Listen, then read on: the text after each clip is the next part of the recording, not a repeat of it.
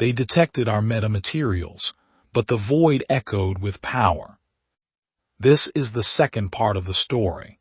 If you missed the beginning, you'll find a link to part 1 in the video description. The Krevok Consortium had learned from their devastating defeat at the hands of Captain Ronan Krynn's fleet.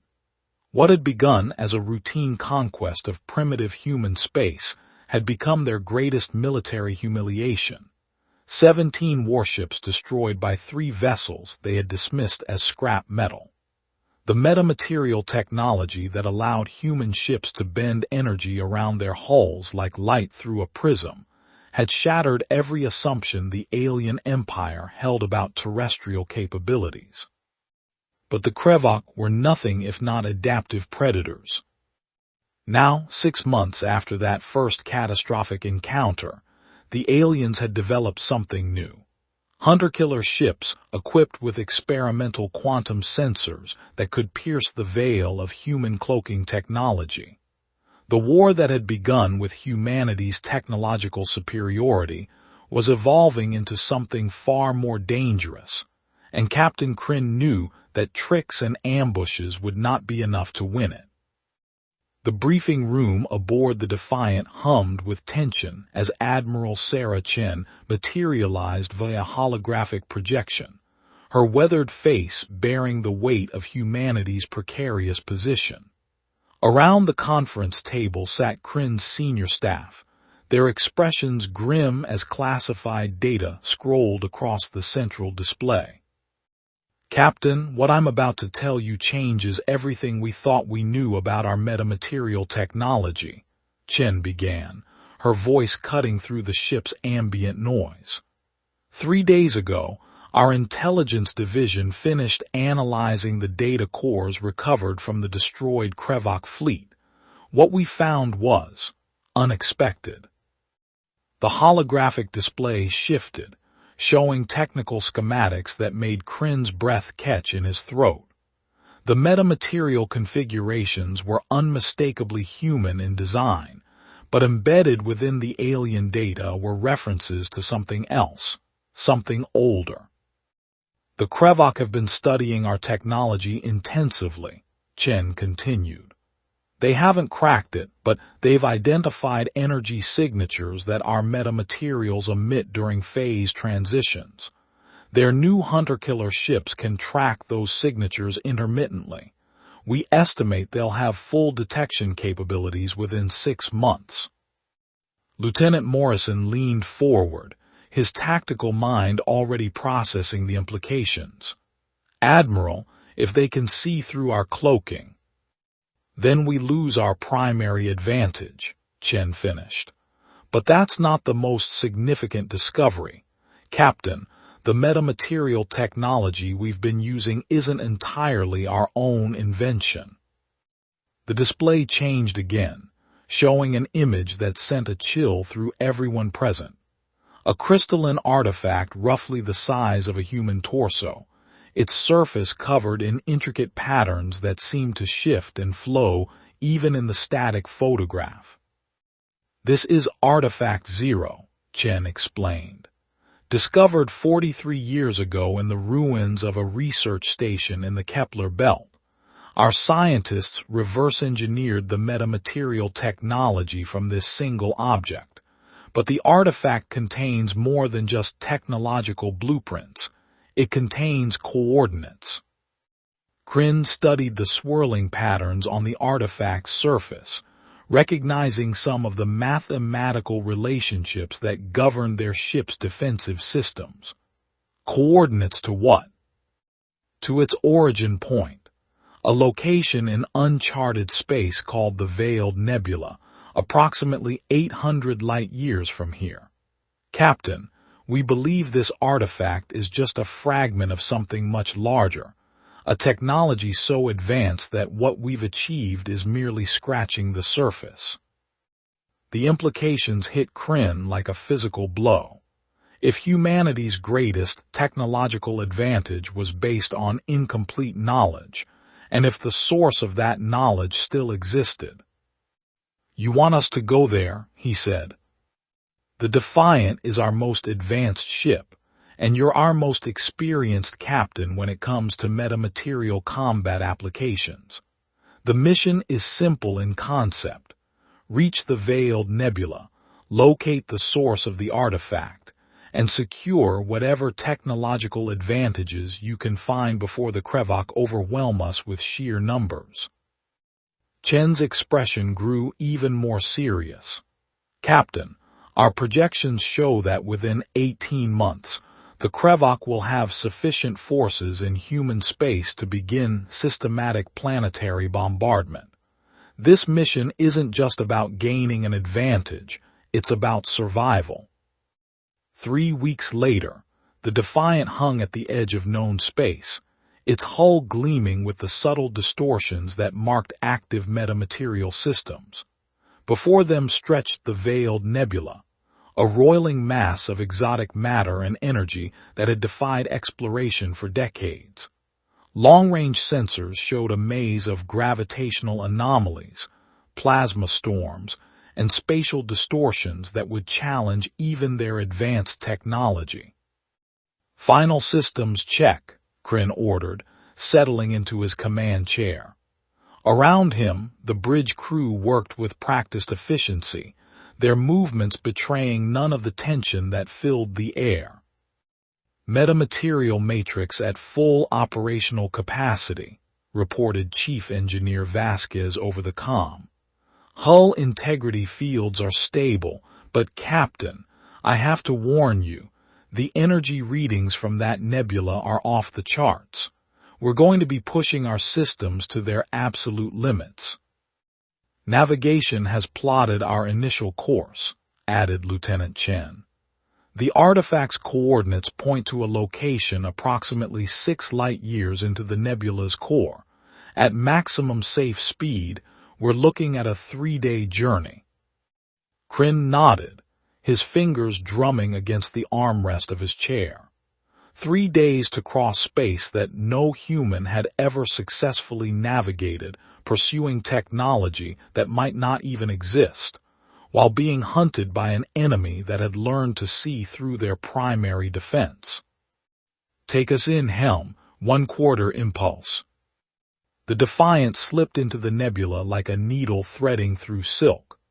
Almost immediately, the ship's sensors began registering phenomena that challenged their understanding of physics.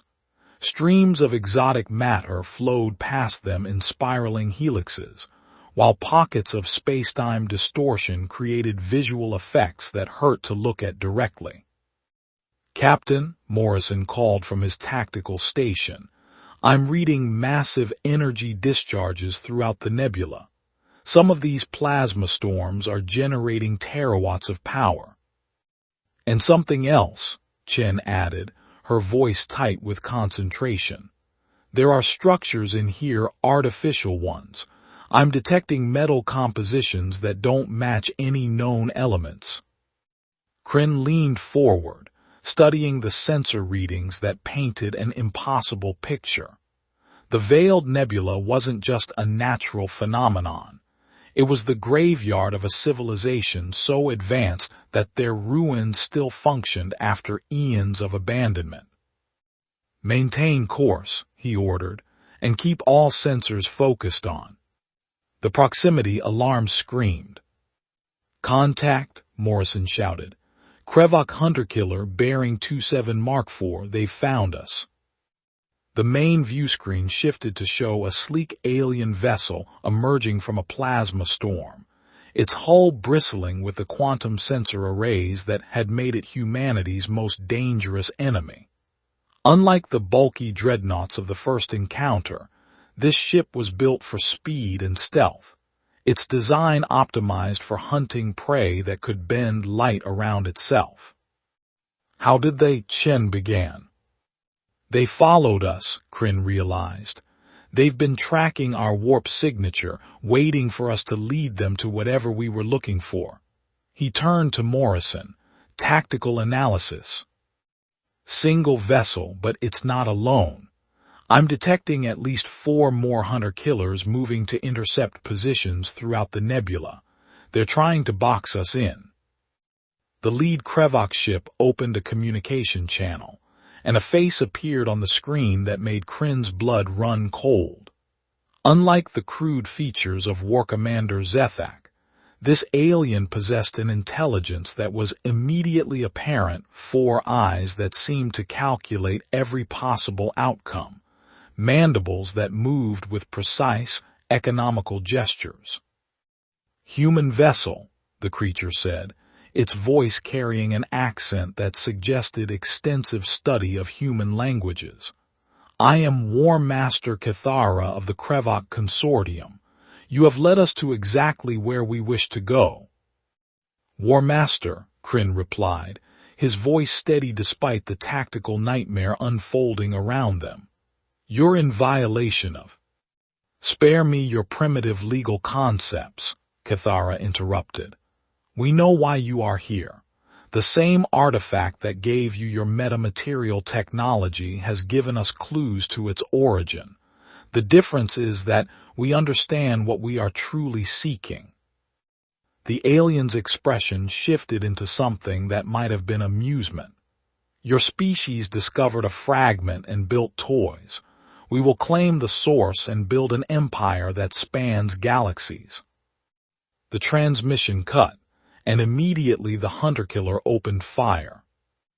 The Krevok weapon struck the Defiant's hull and scattered into 1,000 brilliant fragments, the metamaterial matrix absorbing and redirecting the energy with practiced efficiency. But Krynn could see the difference immediately.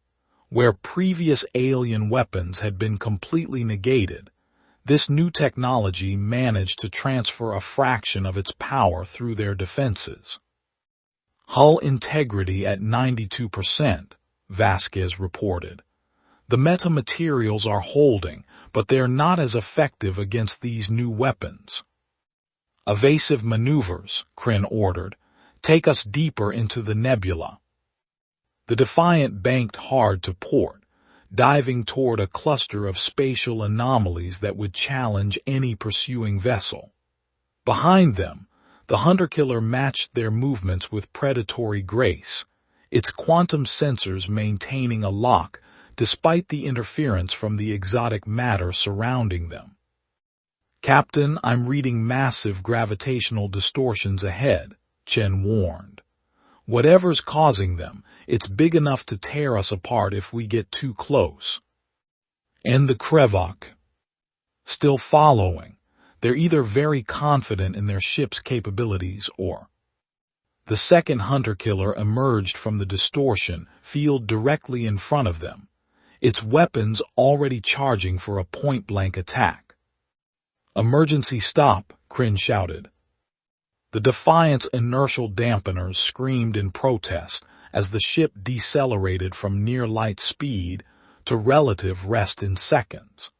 The maneuver saved them from flying directly into the Krevok ambush, but it left them trapped between 2 enemy vessels in a region of space that seemed designed to kill anything that entered it. "Multiple contacts," Morrison announced. "All 5 hunter-killers are converging on our position. They've got us surrounded." Krynn studied the tactical display, his mind racing through possibilities. The Krevok had planned this perfectly. They had used humanity's own quest for technological advancement as bait, turning the Defiant's mission into a trap. But they had made one crucial error.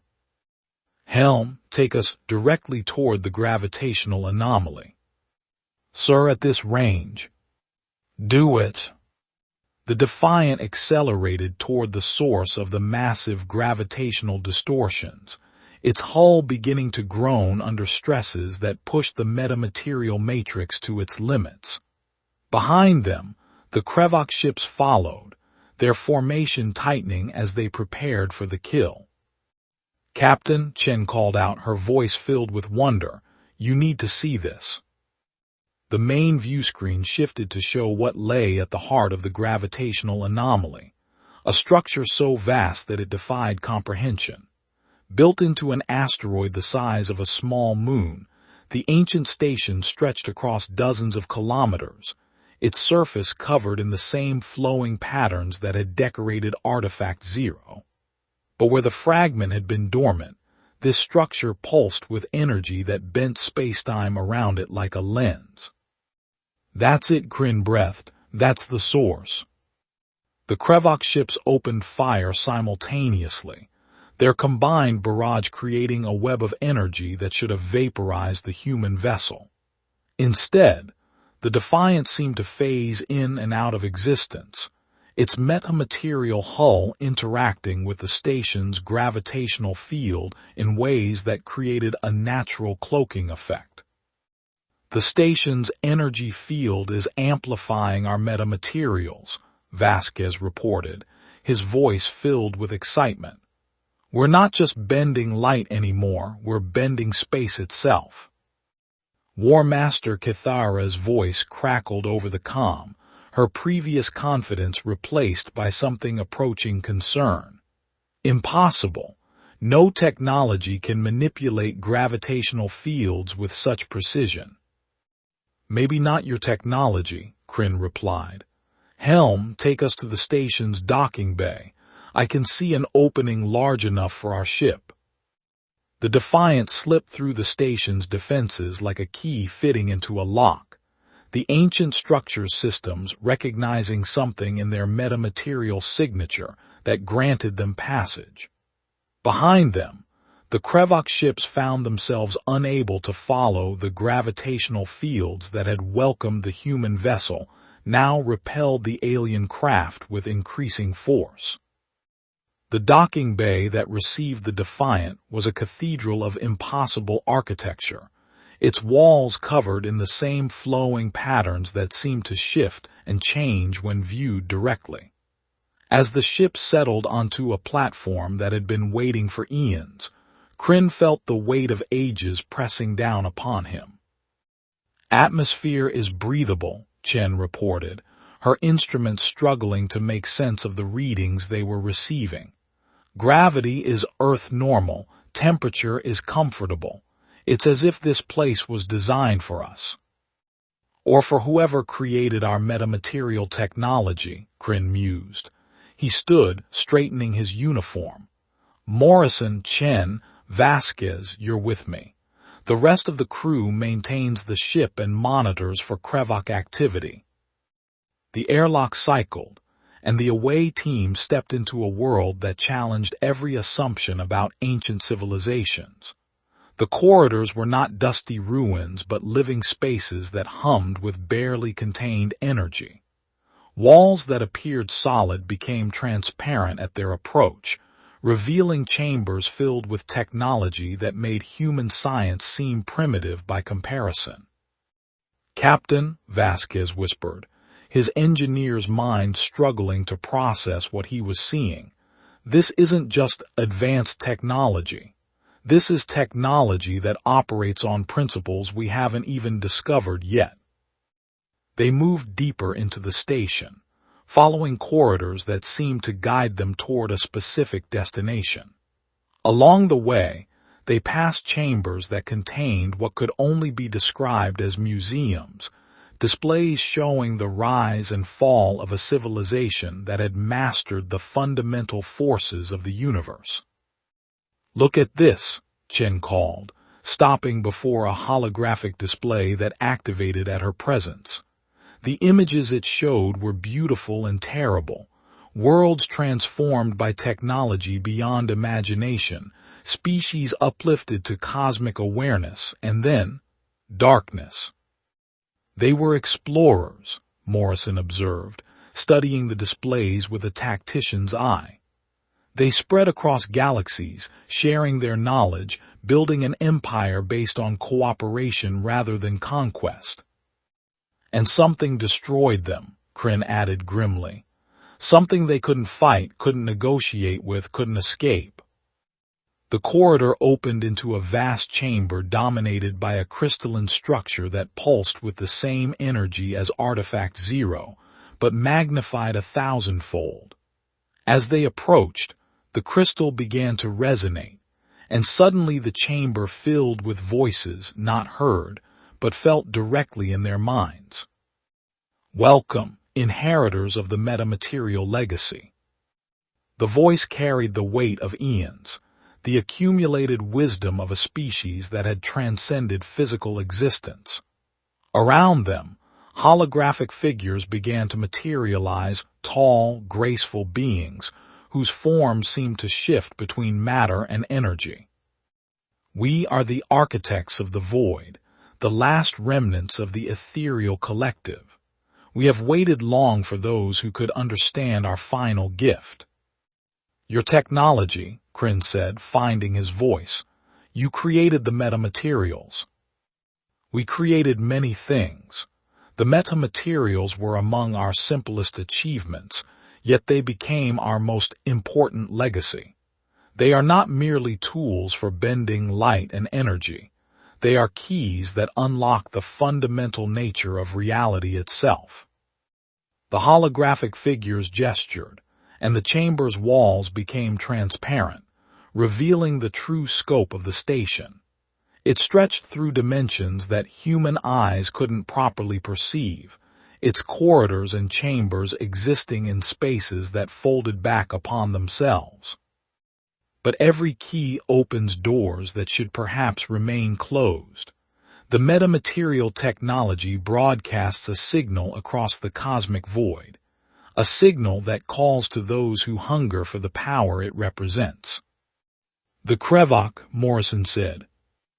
The Krevok are children playing with forces they do not understand. The true danger lies beyond the boundaries of your galaxy, in the spaces between stars where ancient hungers wait. We called them the devourers, entities that consume not just matter and energy, but the very concepts that give reality meaning. The implications hit Krynn like a physical blow. Humanity's greatest technological achievement was also a beacon that would eventually attract the attention of something that had destroyed a civilization capable of building structures like this station. We fought them for 10,000 years, the voice continued. We marshaled the resources of 100 galaxies, created weapons that could unmake stars, and still we failed. In the end, we could only hide, sealing ourselves away and hoping that someday others would find a way to succeed where we had not. The upgrade, Vasquez said suddenly. You have technology that could help us fight them. We have something better. We have knowledge of their nature, their weaknesses, and the one weapon that might destroy them. But the price of that knowledge is terrible to wield it. You must become something more than what you are, and risk losing everything that makes you human. The crystal pulsed brighter, and suddenly Krynn could see the upgrade schematics downloading directly into his mind. The metamaterial technology they had been using was indeed primitive compared to what was possible. The true potential lay in creating materials that could exist in multiple dimensions simultaneously, bending not just light and energy, but the fundamental forces that held reality together. Choose carefully, the voice warned. Accept this knowledge, and you will have the power to defeat the Krevok Consortium and any conventional threat. But you will also ensure that the Devourers eventually turn their attention to your galaxy. Refuse it, and your species may survive in ignorance until the end of time, or until the Krevok destroy you. Before Krynn could respond, the station's alarms began to sound, not the harsh klaxons of human technology, but harmonic tones that seemed to resonate in his bones. The holographic architects flickered, their forms becoming more translucent. The station's defenses are failing. Your pursuers have found a way to breach our gravitational barriers. The Krevok, Morrison confirmed, checking his portable scanner. 5 ships moving toward the docking bay. They'll be here in minutes. Krynn looked at the crystal, its surface now showing swirling patterns of information that represented knowledge beyond human comprehension. The choice before him was simple in its complexity. accept power that might doom humanity to face an unwinnable war, or reject it, and watch his species fall to a more immediate threat. There is a third option, the voice said, responding to his thoughts. The station itself can be activated as a weapon. It will destroy the Krevok fleet and seal the dimensional barriers that prevent the Devourers from detecting this region of space. But doing so will require a sacrifice. Someone must remain behind to operate the controls, and they will not survive the process. "I'll do it," Krynn said immediately. "Captain, no," Chen protested. "There has to be another way." "There is not. The station's weapon systems require a living consciousness to guide them, and the energies involved will consume that consciousness completely. It is the same choice we faced 10,000 years ago: sacrifice the few to save the many." The sound of weapons fire echoed through the station's corridors as the Krevok began their assault on the ancient defenses. War Master Kithara's voice boomed through the structure's communication systems. "Humans, you cannot hide in your primitive ruins forever. Surrender the technology, and we will grant you the mercy of a quick death." Krynn turned to his team, seeing his own determination reflected in their faces. "Chen, download everything you can from the crystal. Vasquez, get back to the ship and prepare for immediate departure. Morrison, help me figure out how to activate the station's weapons." "Sir, we're not leaving you behind," Morrison said firmly. "That's an order, Lieutenant. Humanity needs this knowledge more than it needs one captain." "The weapon systems are here." The architect's voice guided them to a control panel that seemed to grow from the chamber's floor as they approached. "Place your hands upon the interface, and the station will respond to your will.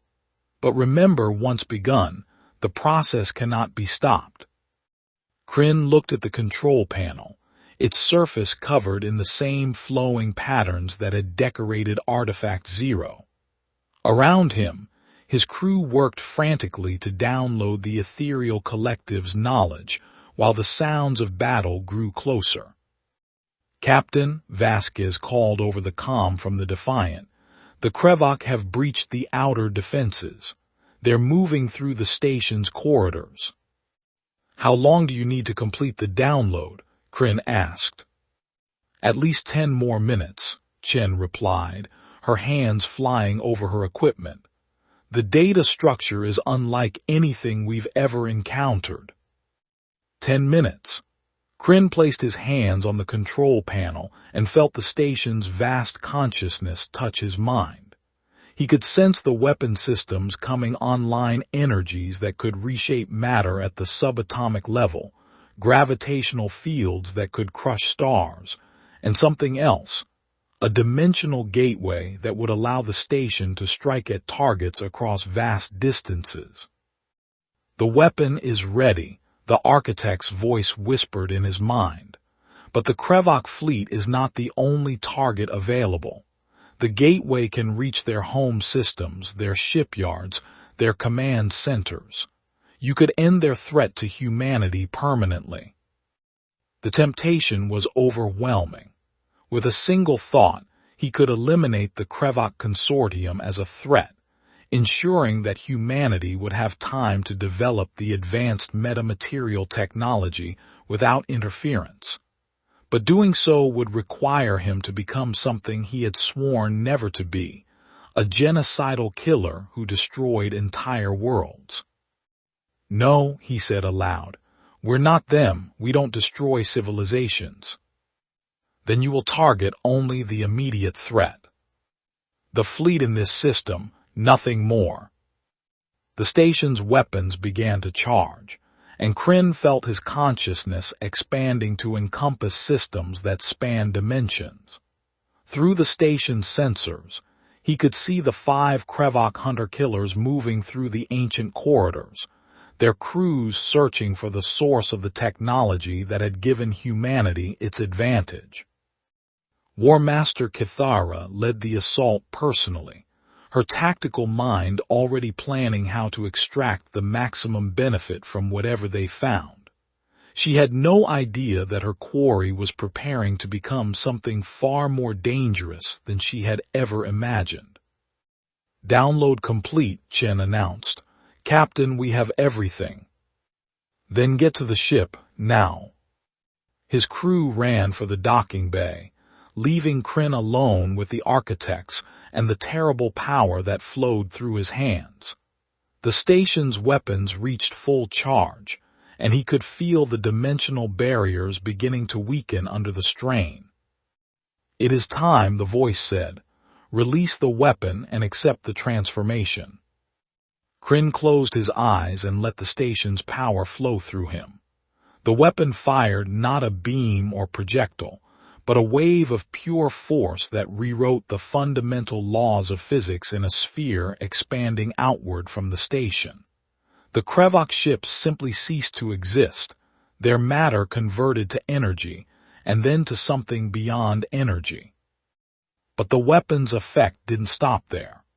The dimensional barriers that had hidden this region of space collapsed, sending ripples through the cosmic void that would eventually reach the spaces between galaxies where ancient hungers waited. As his consciousness began to dissolve into the station's vast intelligence, Krynn felt a moment of perfect clarity. He had saved his crew, secured the knowledge humanity needed to survive, and eliminated the immediate Krevok threat. But he had also ensured that someday, something far worse would turn its attention toward human space. "The choice is made," the architect's voice said as Krynn's individual identity began to fade. "Welcome to the void, Captain. Your watch begins now." The Defiant emerged from the collapsing dimensional barriers like a ship surfacing from the depths of an ocean. Behind them, the ancient station folded in upon itself, taking Captain Ronan Krynn and the last remnants of the ethereal collective into whatever realm existed beyond physical reality. Lieutenant Chen, now acting captain, sat in the command chair and tried to process what they had witnessed. The data they had recovered contained technological advances that would revolutionize human civilization, metamaterials that could exist in multiple dimensions, energy sources that tapped into the fundamental forces of creation, and weapons that could reshape matter at the quantum level. But it also contained a warning that chilled her to the bone. "Ma'am," Morrison reported from the tactical station, "long-range sensors show no trace of the Krevok fleet. They're just gone." And the station collapsed into a gravitational singularity. Whatever Captain Krynn did, it worked. Chen nodded, but her expression remained troubled. The knowledge they carried would give humanity the tools to defend itself against any conventional threat, but it would also make them a beacon for something far worse. The devourers that had destroyed the ethereal collective would eventually detect the advanced metamaterial technology and come to investigate.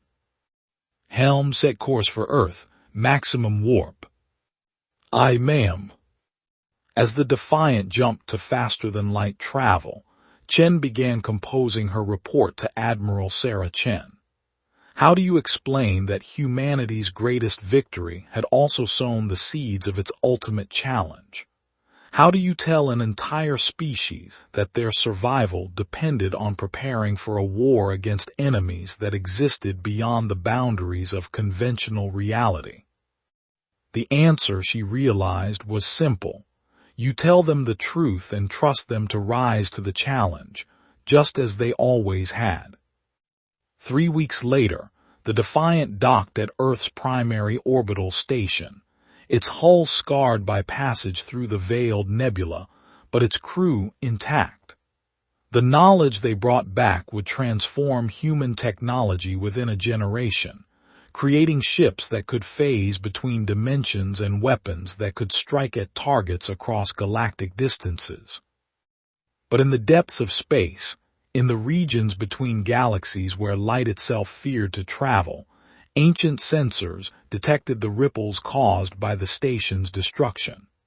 The devourers stirred in their eternal hunger, turning their attention toward a small spiral galaxy where a young species had just announced its presence to the cosmos. The war against the Krevok was over before it had truly begun. The war for the survival of reality itself was about to commence. And somewhere in the dimensional spaces that existed between thought and matter, the consciousness that had once been Captain Ronan Krynn stood watch, preparing for the day when humanity would need a guardian who understood the true price of power. The metamaterial technology had given humanity the stars. Now it would test whether they were worthy to keep them. Thank you for listening. If you enjoyed this story, consider subscribing for more journeys. Share your thoughts in the comments and stay tuned for the next adventure.